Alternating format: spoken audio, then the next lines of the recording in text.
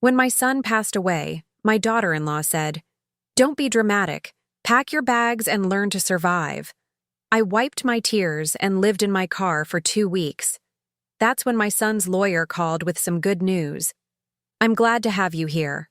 Follow my story until the end and comment the city you're watching from, so I can see how far my story has reached." I never imagined that losing my son would be the second worst thing to happen to me that week. Carlton had been gone for exactly 7 days when Cleo walked into the living room, where I sat folding his old sweaters, tears falling silently onto the soft wool. The funeral flowers were still fresh in their vases, their cloying sweetness mixing with the scent of his cologne that still lingered on his clothes. "Nadine, we need to talk," she said, her voice sharper than I'd ever heard it. Not the gentle, sympathetic tone she'd used at the funeral when people were watching. I looked up, expecting maybe a conversation about the children, or perhaps arrangements for Carlton's belongings. My daughter-in-law stood in the doorway wearing designer jeans and a silk blouse that probably cost more than my monthly Social Security check. Her perfectly manicured nails drummed against the doorframe. "Of course, honey. What is it?" Cleo stepped into the room but didn't sit down. She remained standing, towering over me as I sat curled on Carlton's favorite armchair, the one he'd insisted on keeping even though it clashed with her modern decor.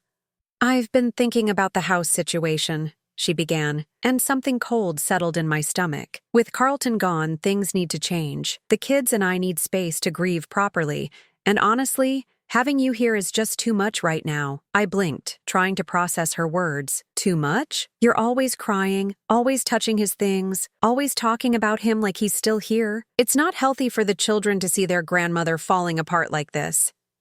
Her voice was steady, clinical almost. They need stability, not constant reminders of what they've lost. My hands stilled on the sweater I'd been folding.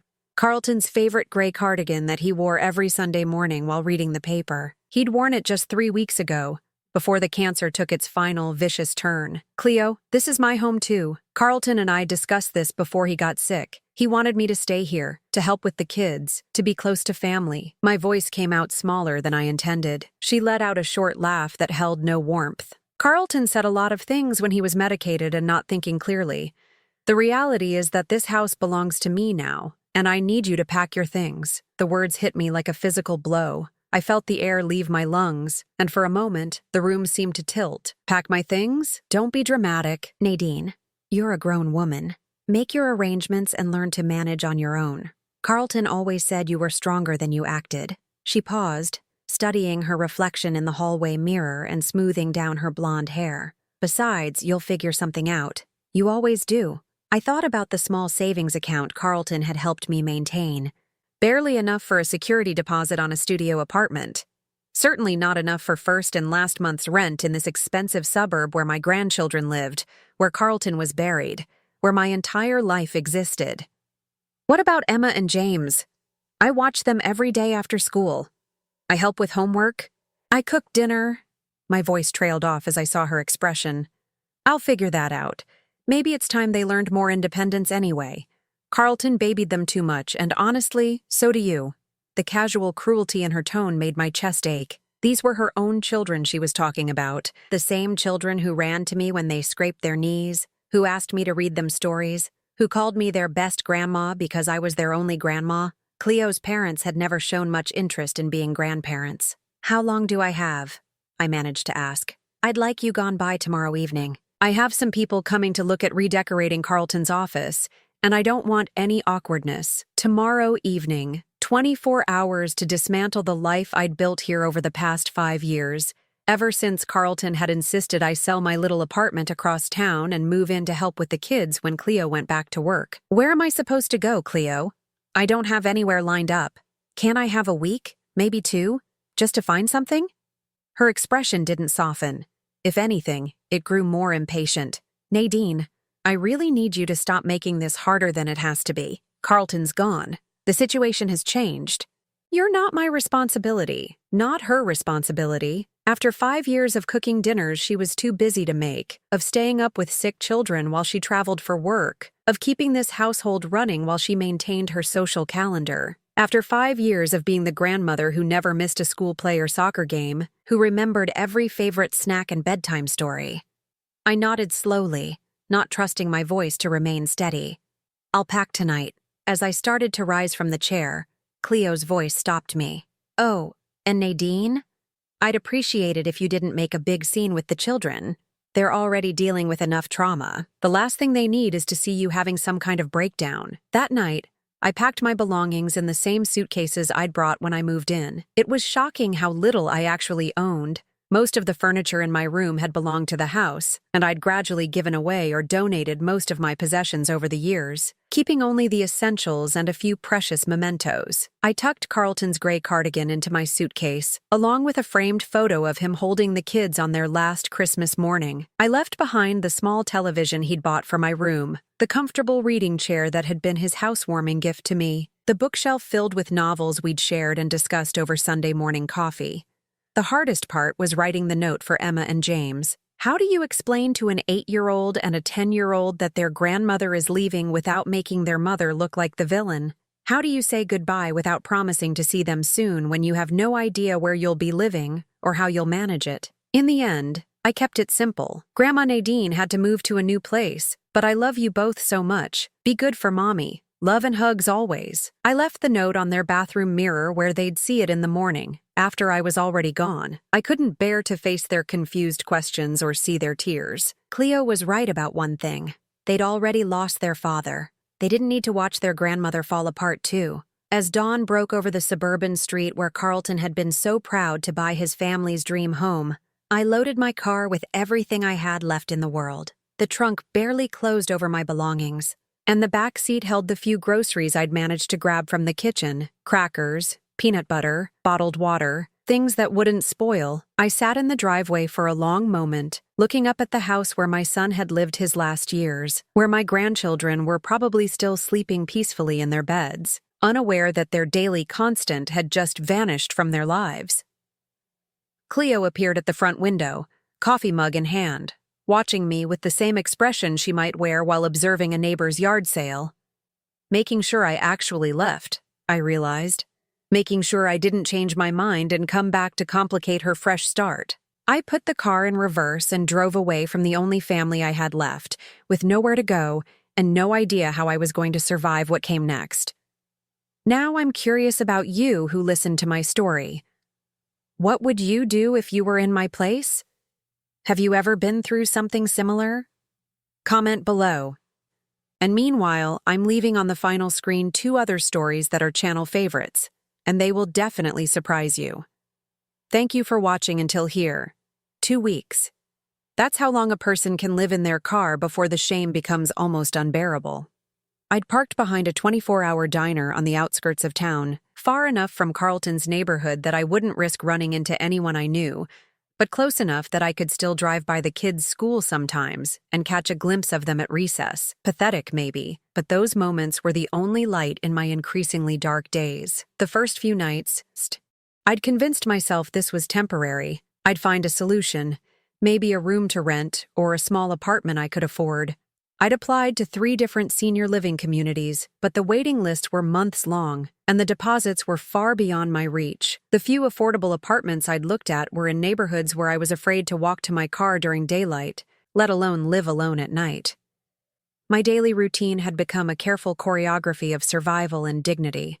Every morning at 6 a.m., when the diner opened, I'd go inside and use their restroom to wash my face and brush my teeth. I'd order a cup of coffee and a piece of toast, the cheapest items on the menu, and sit in a corner booth for as long as I could make them last, sometimes stretching one coffee for 3 hours while I read yesterday's newspaper someone had left behind. The worst part wasn't the physical discomfort, though sleeping curled up in the driver's seat had left my entire body aching. It wasn't even the fear, though every night brought new terrors. Strange noises, flashlights from security guards making their rounds, the constant worry that someone would realize I was living in my car and call the police. The worst part was the invisibility. I'd become a ghost of my former life. Yesterday, I'd seen my neighbor Margaret at the grocery store where I was buying another loaf of bread and jar of peanut butter, my diet for the past week. She'd looked right through me as if I wasn't standing 3 feet away. We'd had coffee together dozens of times, had exchanged Christmas cookies for 5 years, and now I was invisible to her. I understood why.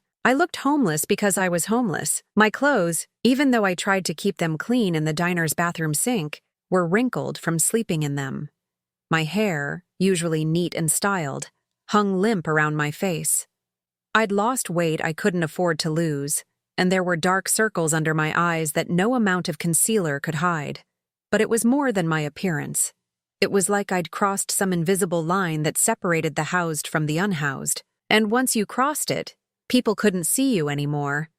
You became part of the landscape they drove past, a problem they didn't want to acknowledge. The hardest moment came when I decided to drive by Carlton's house, my former home, to see if I could catch sight of Emma and James playing in the backyard.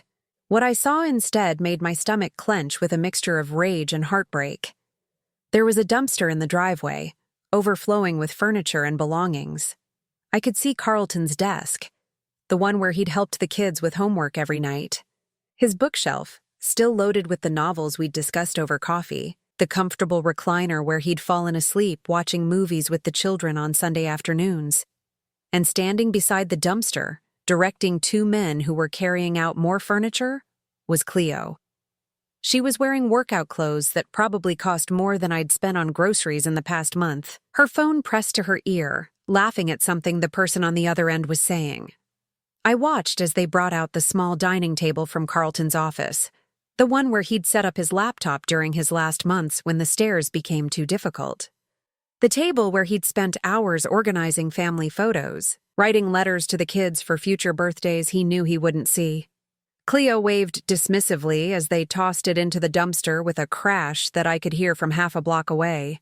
I drove away before she could see me, my hands shaking so hard I had to pull over in an empty parking lot and sit until the worst of the trembling stopped. How could she just throw away everything that connected the children to their father? How could she erase him so completely, so quickly? That evening, I made the mistake of checking Facebook on the library's public computer during my daily internet session. Cleo had posted a photo of herself in what looked like a completely redecorated living room. Everything was white and chrome and minimalist. Nothing like the warm, comfortable family space where Carlton used to build blanket forts with the kids. The caption read, "Sometimes you have to clear out the old to make room for the new," feeling grateful for fresh starts and new beginnings. The comments were exactly what I expected. Friends praising her strength, her courage, her ability to focus on the future. Someone had even written, "Carlton would be so proud of how well you're handling everything." I closed the browser without reading anymore. That night, huddled in my car behind the diner, I allowed myself to cry for the first time since I'd left. Not the silent tears I'd been leaking for weeks, but deep, wrenching sobs that came from somewhere so buried I'd forgotten it existed.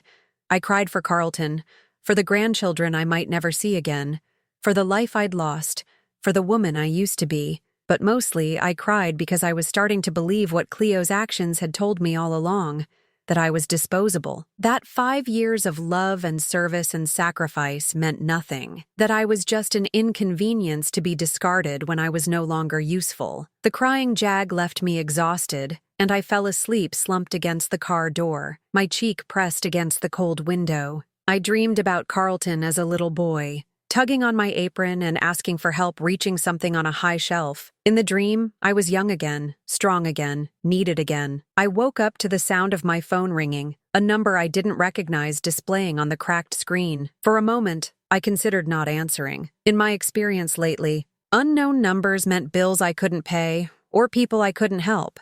But something made me slide my finger across the screen. "Mrs. Peterson, this is Robert Chen from Chen, Martinez and Associates. I was your son, Carlton's attorney. I've been trying to reach you for several days. We need to discuss some urgent matters regarding Carlton's estate."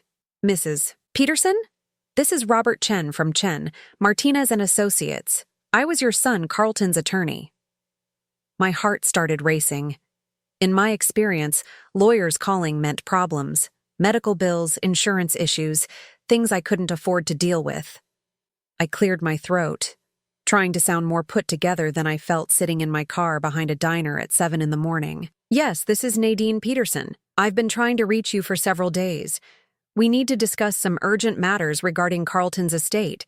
Could you come to my office today? It's quite important. Estate? Carlton had always been careful with money, but I assumed whatever he had would go to Cleo and the children. I'm not sure I understand. Cleo handles all of Carlton's affairs now. There was a pause on the other end of the line. Mrs. Peterson, there are specific provisions in your son's will that concern you directly. Provisions that Mrs. Peterson, Cleo, is not aware of. I really need to speak with you in person. Something in his tone made my pulse quicken. Can you tell me what this is about? Not over the phone. Can you be here at 10 a.m.? I'm located downtown, the Morrison Building on 5th Street. I looked down at my wrinkled clothes, ran a hand through my unwashed hair. Mr. Chen, I should probably mention that I'm going through a difficult time right now. I might not look very presentable.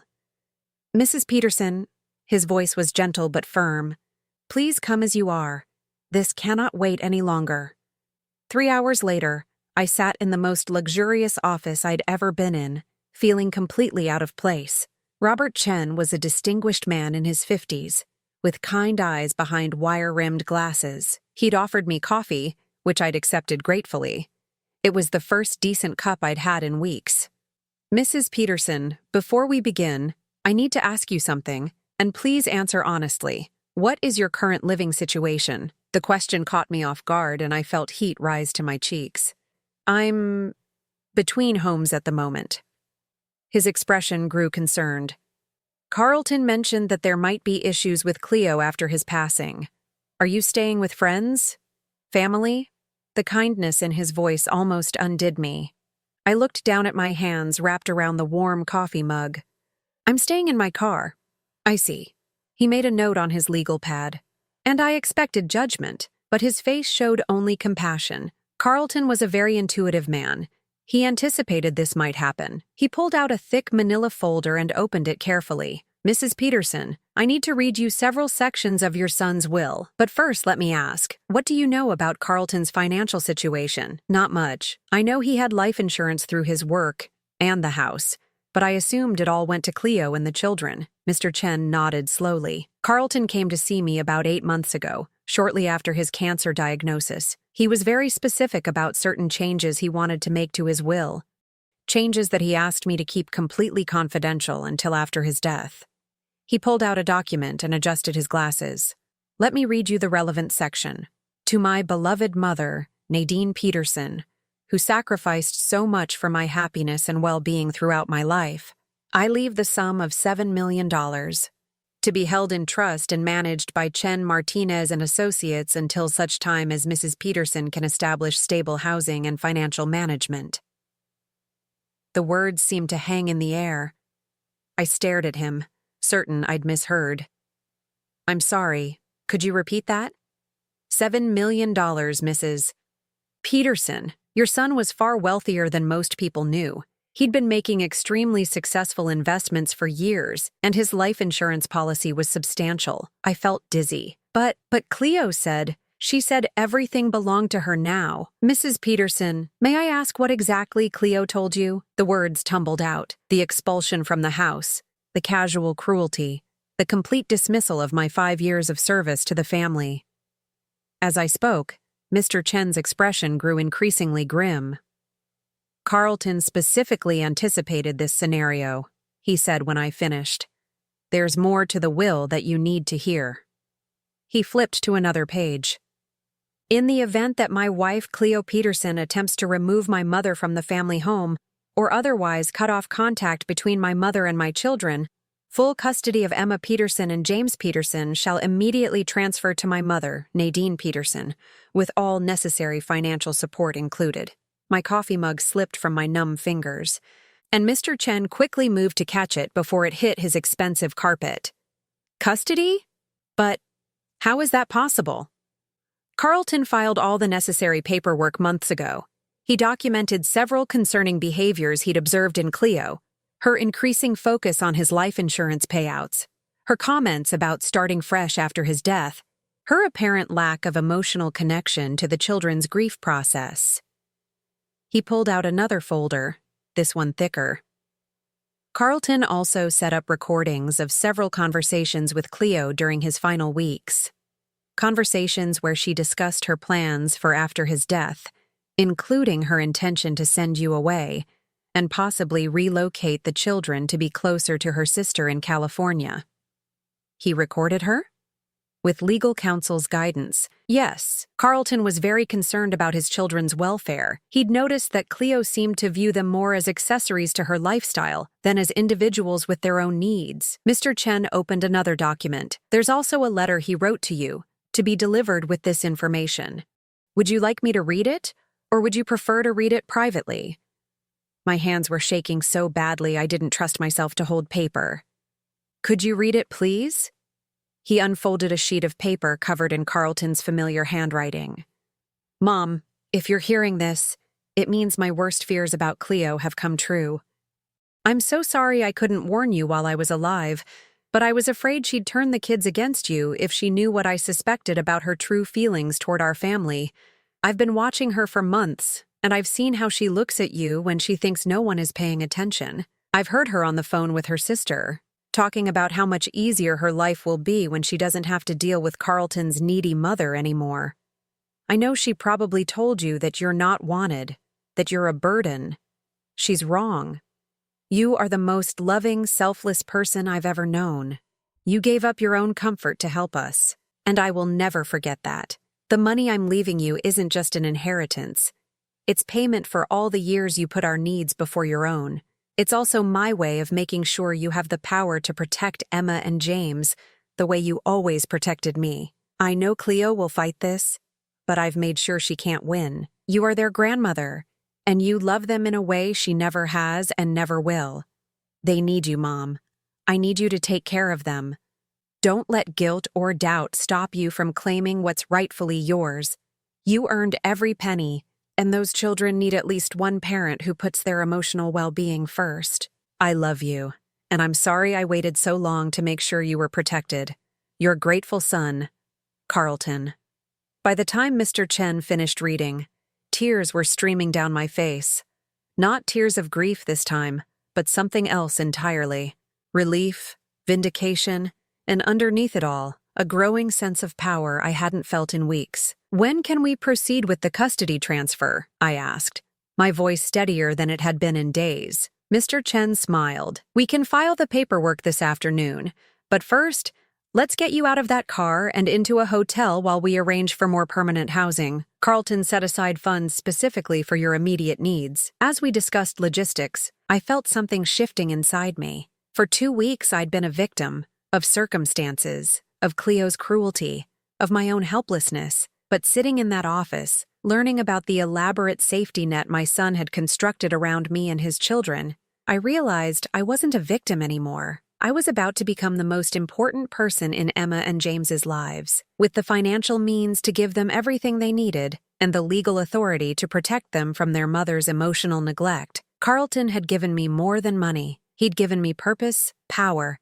and the chance to honor his memory by loving his children the way he'd always loved me. For the first time in weeks, I smiled. 3 days later, I stood in front of the house that had been my home for 5 years, but this time everything was different. This time, I held legal documents that changed everything.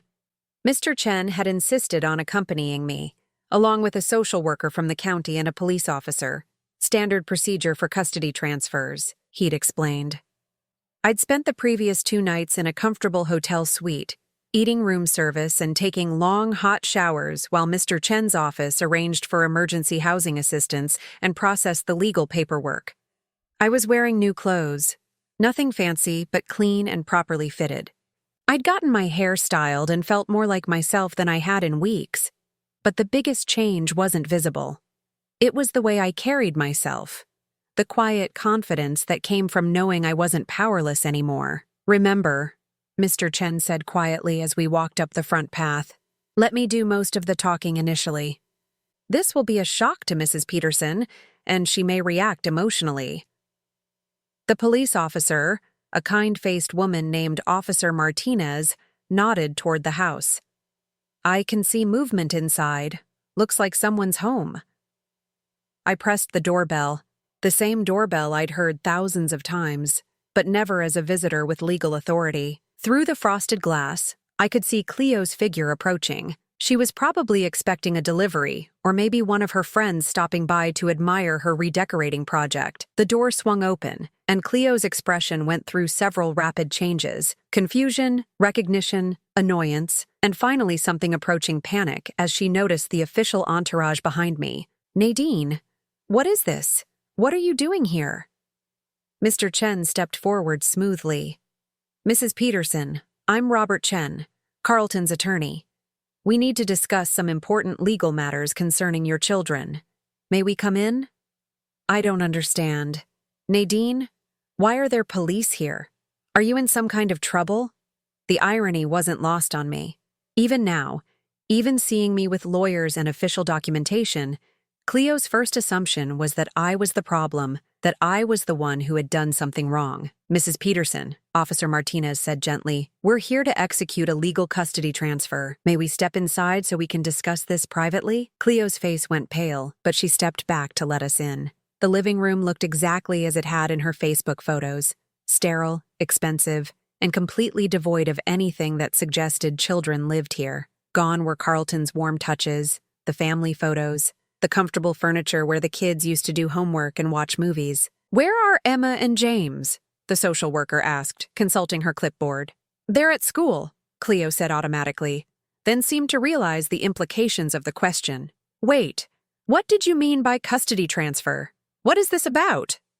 Mr. Chen opened his briefcase and pulled out the documents we'd discussed. "Mrs. Peterson, I need to inform you of certain provisions in your late husband's will that are now taking effect." As he read the relevant sections aloud, I watched Cleo's face transform. The polished mask she always wore began to crack, revealing something raw and desperate underneath. "That's impossible," she interrupted, her voice rising.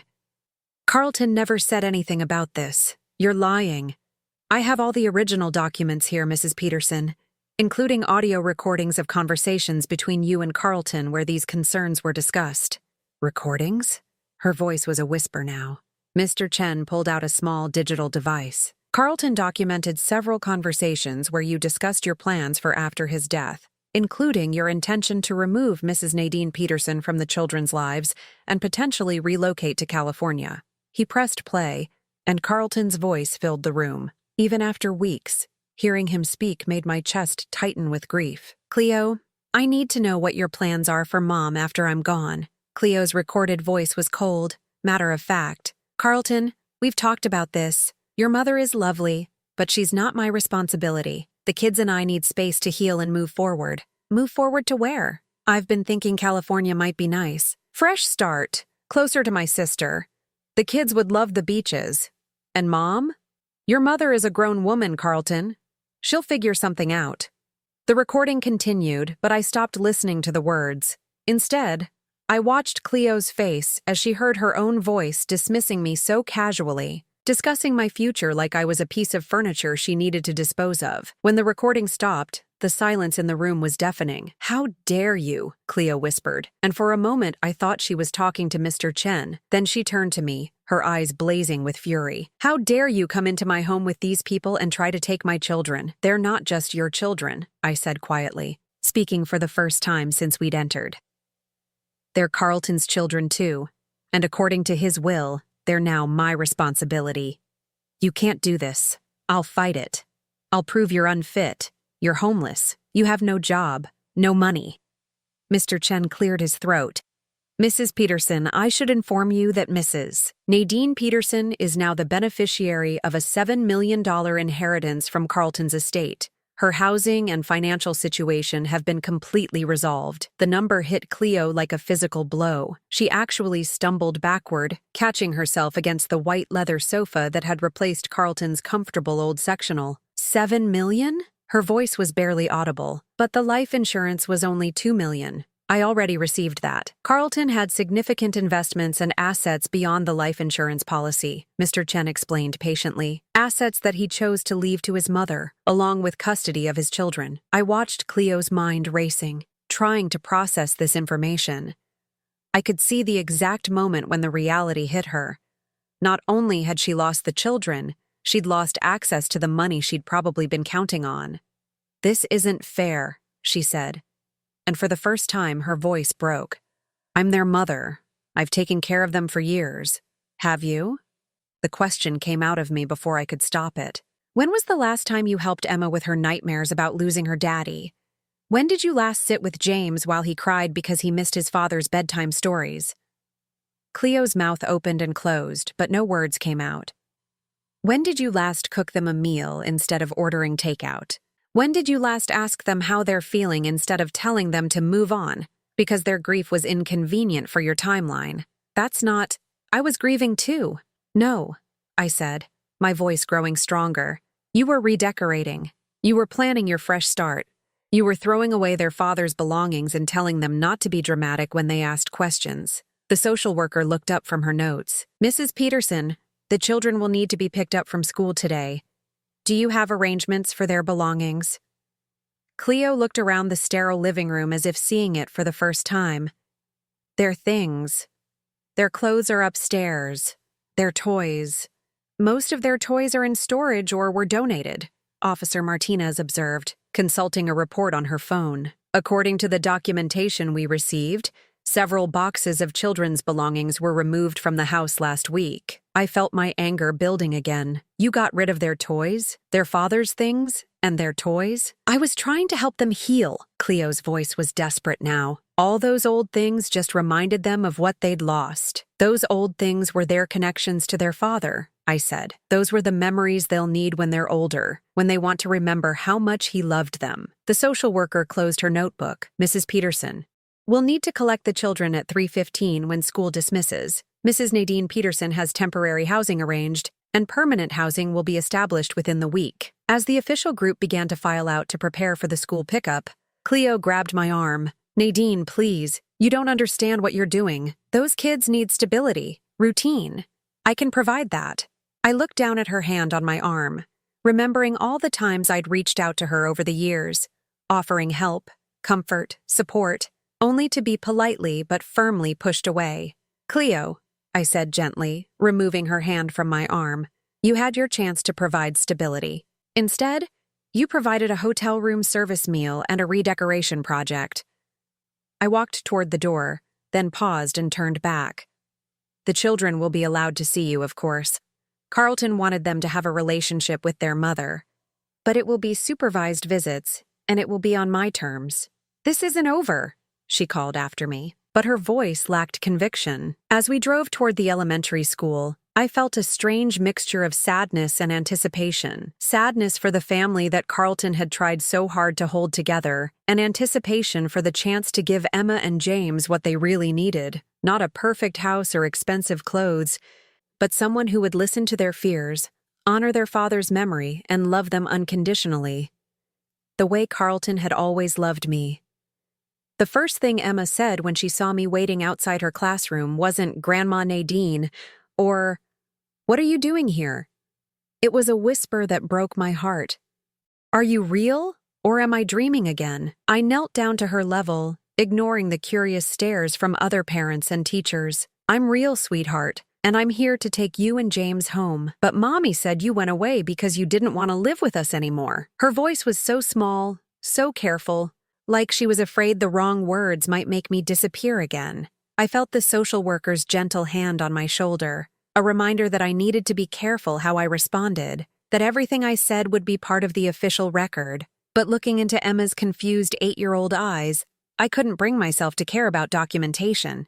"Your mommy was wrong, Emma. I never wanted to leave you. I love you and James more than anything in the world."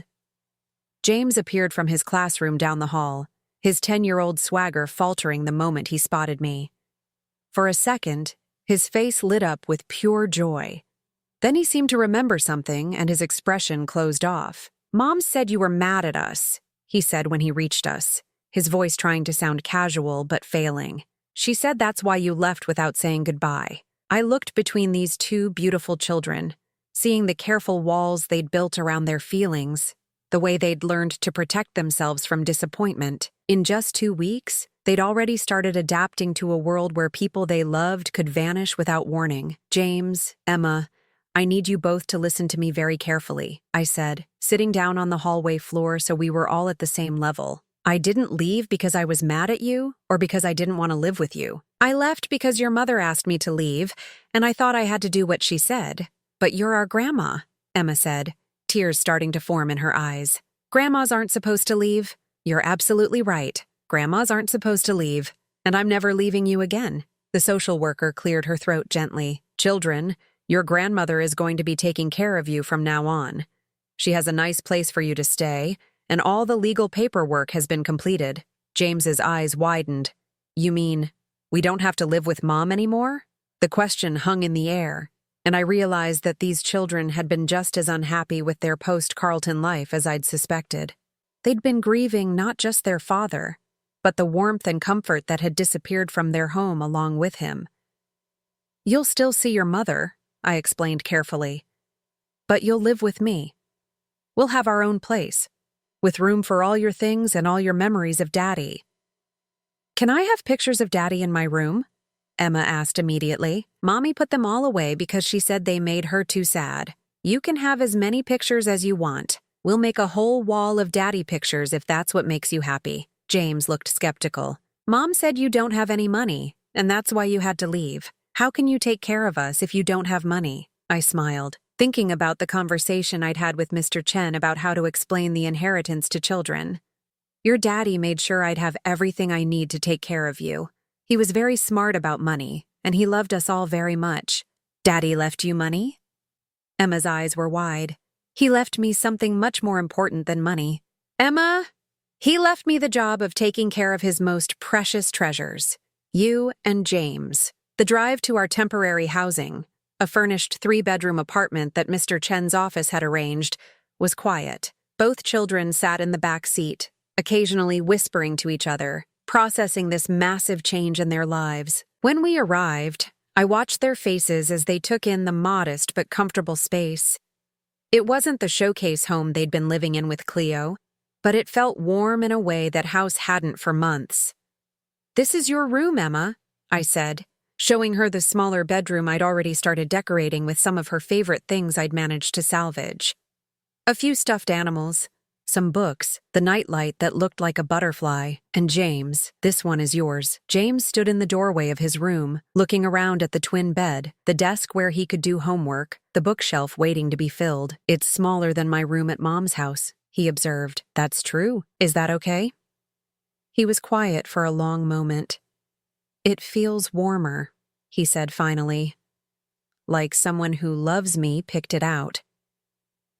That first evening, we ordered pizza and sat on the living room floor eating it straight from the box, something Cleo never would have allowed in her perfectly maintained house. I told them stories about their father as a little boy, stories they'd never heard before, and watched them laugh for the first time in weeks. Daddy really put peanut butter in his hair? Emma giggled.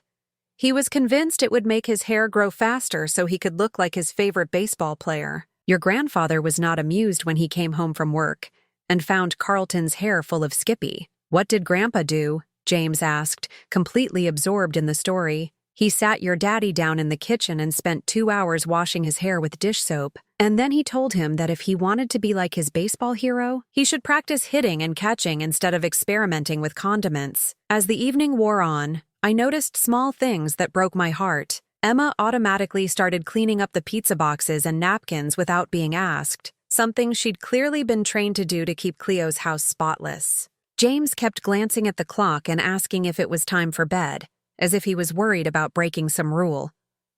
Emma, sweetheart, you don't have to clean up. We can do it together in a little while. But Mom says if we don't clean up right away, we make extra work for other people. Your mom was right that it's good to be helpful, I said carefully. But in our house, we don't have to worry about making everything perfect all the time. Sometimes it's okay to just relax and enjoy being together. That night, after both children were settled in their beds, I sat in the living room and called Mr. Chen to update him on the transition. How are they adjusting? He asked. Better than I expected, but there are signs that they've been walking on eggshells for months. They're afraid to make messes, afraid to be too loud, afraid to show too much emotion. That's consistent with what Carlton documented in his notes about Cleo's parenting style.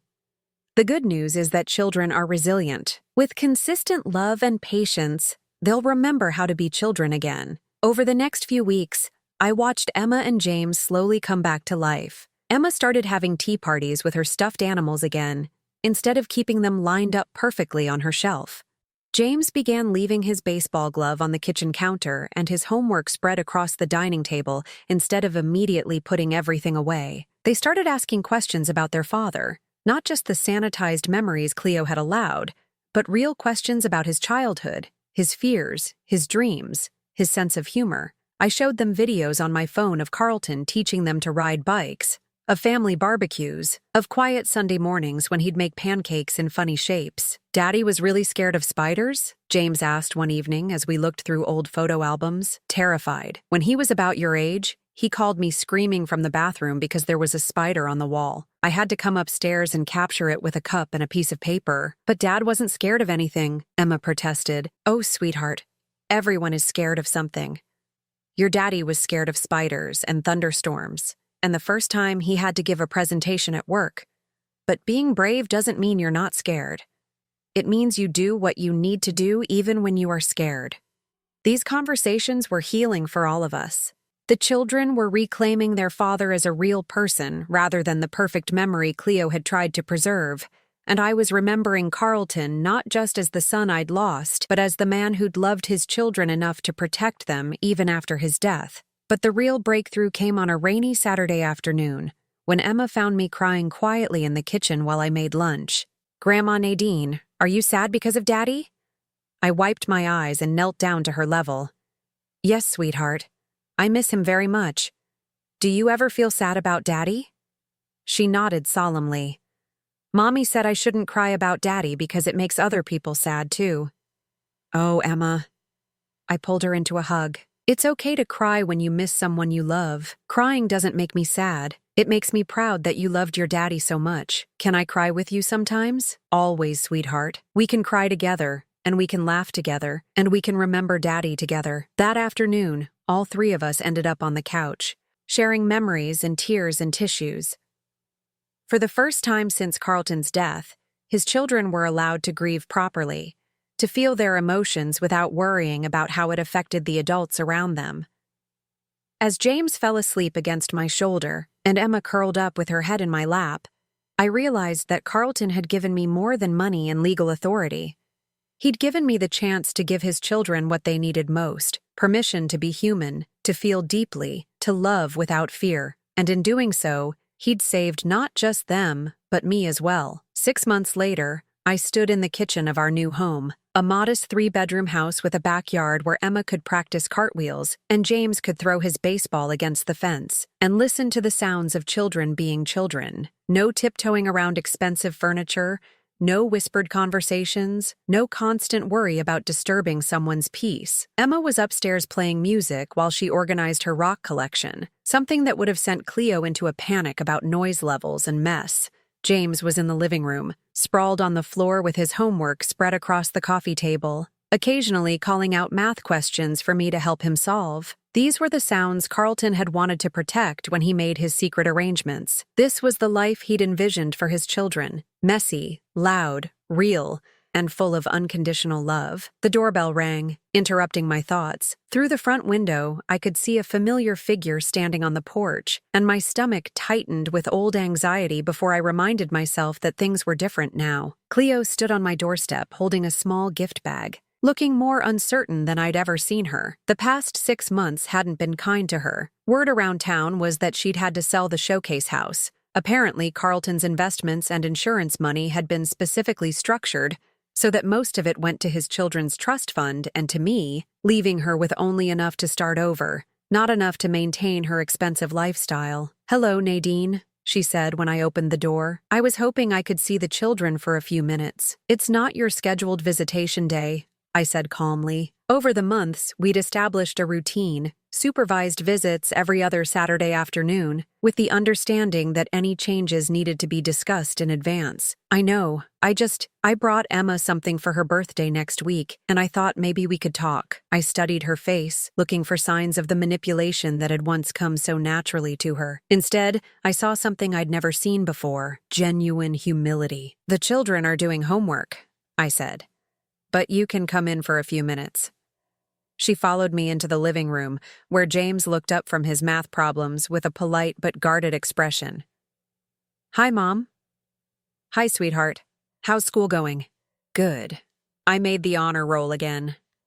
His voice was matter-of-fact, neither seeking her approval nor rejecting her interest. "That's wonderful, James. Your father would be so proud." Something in her tone was different, softer, less performative. James seemed to notice it too, because his posture relaxed slightly. "Emma," I called upstairs. "Your mother is here." Emma appeared at the top of the stairs, and I watched Cleo's face change as she took in her daughter's appearance. Emma's hair was in a messy ponytail. She was wearing comfortable clothes that had definitely seen better days, and there was a streak of something that might have been paint or marker on her cheek. She looked exactly like what she was, a 9-year-old girl who'd been allowed to be a child. "Hi, Mommy," Emma said, coming down the stairs but stopping a few steps from the bottom. "I brought you an early birthday present," Cleo said, holding out the gift bag. Emma looked at me for permission before accepting it, another sign of how much their relationship had changed. Inside the bag was a small silver locket, not expensive or flashy, just simple and pretty. "It has a picture of Daddy in it," Cleo said quietly. I thought you might like to wear it sometimes." Emma opened the locket and smiled when she saw Carlton's photo inside. "Thank you, Mommy. It's really pretty." "Would you like me to help you put it on?" Emma nodded, and for a few minutes, they worked together to fasten the chain around her neck. It was the most natural interaction I'd seen between them since before Carlton's death. After Emma went back upstairs and James returned to his homework, Cleo and I stood in the kitchen, the space thick with unspoken words. "They look happy," she said finally.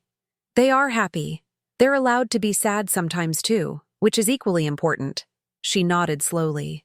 "I wanted to apologize, Nadine, for how I treated you after Carlton died, for the things I said." I leaned against the counter, studying her face. "What changed?" "Losing them," she said simply. "Losing the children made me realize that I'd been losing them already, bit by trying to control everything instead of just loving them. And seeing how much they've thrived with you made me understand that Carlton was right. He knew what they needed, and he knew I wasn't ready to give it to them." It was the closest thing to accountability I'd ever heard from Cleo, and I found myself softening slightly despite myself. "They still need their mother," I said carefully. "Just not the mother you were trying to be. They need you to be real with them, to let them see your emotions, to admit when you make mistakes. I don't know how to do that. I was raised to keep everything together, to never let anyone see you struggle." Carlton struggled too, especially at the end. But he let the children see that it was okay to be scared, okay to be sad, okay to need help. That's what made him such a good father. Cleo was quiet for a long moment, then said something that surprised me. "You're a good grandmother, Nadine, better than I ever gave you credit for. I love them. That's all I've ever done. No, it's more than that. You listen to them. You see who they really are instead of trying to make them into who you think they should be." As she prepared to leave, Cleo paused at the front door. "Nadine, would it be possible to schedule an extra visit next week? For Emma's birthday? I'd like to take both children out for ice cream, just the 3 of us." I considered the request. 6 months ago, I would have been terrified to let the children go anywhere alone with Cleo. But the woman standing in front of me wasn't the same person who'd thrown away Carlton's belongings and dismissed my grief. She wasn't completely transformed. That would take years, if it happened at all. But she was trying. 1 hour, I said, and they call me when you pick them up and when you drop them off. Thank you. After she left, James looked up from his homework. "Grandma Nadine, do you think Mom is getting better?" It was such a perceptive question from a 10-year-old, and I realized that these children had been watching their mother just as carefully as I had. "I think she's trying to get better," I said honestly. "What do you think?" "She seemed sadder but nicer," he said thoughtfully. "Like maybe she misses Dad the way we do now." That evening, after both children were in bed, I sat on the back porch with a cup of tea and thought about the strange journey that had brought us to this point. 6 months ago, I'd been sleeping in my car, convinced that I was unwanted and unnecessary. Tonight, I was the legal guardian of 2 thriving children, living in a comfortable home, with enough financial security to never worry about basic needs again. But the money wasn't the real gift Carlton had given me. The real gift was purpose. For the first time in years, I woke up every morning knowing exactly why I was needed. Not as a convenient babysitter or household helper, but as the person who loved these children unconditionally and would always put their emotional needs first. The next morning, Emma found me in the kitchen making pancakes, Carlton's recipe, with too much vanilla and a pinch of cinnamon that he'd never measured, but somehow always got exactly right. "Grandma Nadine," she said, climbing onto her usual stool at the breakfast counter. "I had a dream about Daddy last night. Was it a good dream or a sad dream?" "Good. He was making pancakes just like you are, and he told me he was happy that you're taking care of us." I felt tears prick my eyes, but I didn't try to hide them. Emma had learned that it was okay for adults to cry, that tears didn't mean something was wrong. "I'm happy to take care of you too. Sweetheart, it's the best job I've ever had." James stumbled into the kitchen, still in his pajamas, hair sticking up in every direction. "Are those Dad's pancakes?" "They are, with extra vanilla, just like he used to make them." As we sat around the breakfast table, syrup dripping onto plates and orange juice spilled on the placemat, I realized that this was what Carlton had been fighting for in those final months. Not just his children's financial security, but their right to live in a home where love was more important than perfection, where grief was allowed to coexist with joy, where being human was not just tolerated but celebrated. Outside, I could hear neighbors starting their weekend routines, lawn mowers humming, children playing in backyards, the normal sounds of families living their lives. We were part of that now, Emma and James and I. We belonged somewhere again. Later that day, as I tucked Emma into bed, she looked up at me with those serious brown eyes that reminded me so much of Carlton at that age. "Grandma Nadine, are you ever going to leave us again?" "Never," I said, smoothing the hair back from her forehead. "I'm going to be right here until you're grown up and don't need me anymore." "And then what will you do?" I smiled, thinking about all the possibilities that stretched ahead of us. "Then I'll be the grandmother who spoils your children and tells them embarrassing stories about how their parents used to eat dirt and put peanut butter in their hair." Emma giggled. "James ate dirt?" "Constantly. Your father, too. I think it might be genetic." As I turned off her bedlight and headed toward my own room, I caught sight of myself in the hallway mirror. The woman looking back at me was different from the one who'd packed her belongings in shame 6 months ago. She was stronger, more confident, but also softer somehow. She knew her worth now. Carlton had saved us all, his children from a life of emotional neglect, and me from the despair of believing I was disposable. His final gift wasn't just money or legal documents, it was the reminder that love doesn't end with death, that protecting the people we care about sometimes requires difficult choices, and that sometimes the greatest act of faith is trusting someone else to carry on what we started. In my bedroom, I opened the drawer where I kept Carlton's last letter to me, the one Mr. Chen had given me along with all the legal papers. I'd read it dozens of times, but tonight I needed to see his words again. "You are not a burden, Mom. You never were. You are the heart of this family, and I need you to remember that when things get difficult. Take care of my children the way you took care of me, with patience, with humor, with unconditional love. They will need you to be strong, but they will also need you to be human. Thank you for everything you sacrificed for me. Now it's my turn to take care of you." I folded the letter carefully and put it back in the drawer. Tomorrow was Sunday, which meant pancakes and errands and maybe a trip to the park if the weather was nice. Simple, ordinary family life, the kind Carlton had always treasured, the kind he'd made sure his children would continue to have. For the first time in months, I fell asleep without a single worry about the future. We were exactly where we belonged,